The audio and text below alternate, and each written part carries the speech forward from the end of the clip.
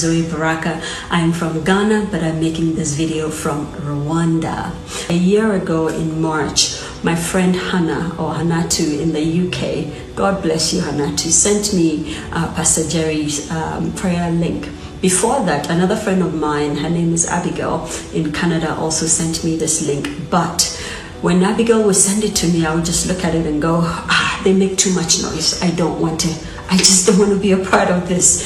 And then Hanatu one day, she took time to call me, and then she said to me, please just go and listen to the testimonies, because she knows that's my job. I like hearing stories. I'm a curator of personal African stories.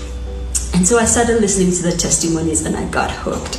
Let me tell you, just listen to the testimonies. I guarantee you, you would like to stay on this prayer platform. Anyway, long story short, I'd lived in the States for a very long time and nothing seemed to be working for me. Eventually, I decided to leave everything and just go back home, because you know now, home is always home, right?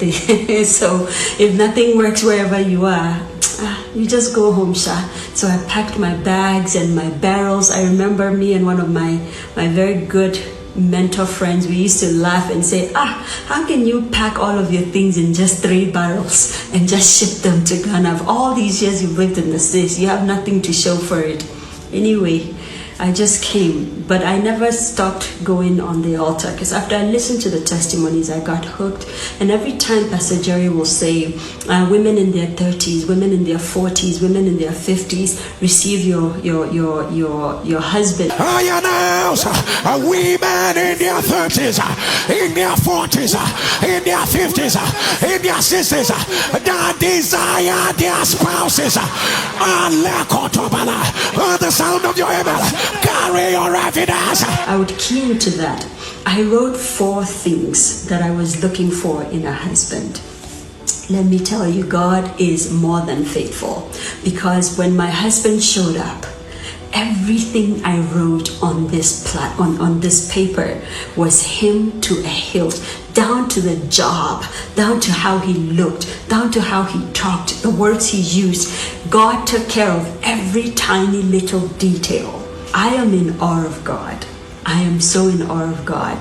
When I was leaving the United States, I had nothing and I was not dating anybody. And I had said in my mind, I am never going back to the States. This is it. Tell me how God, in his own wisdom, in his own graciousness, in his own faithfulness, brought me a man from the same parts where I had given up all hope. And this man not only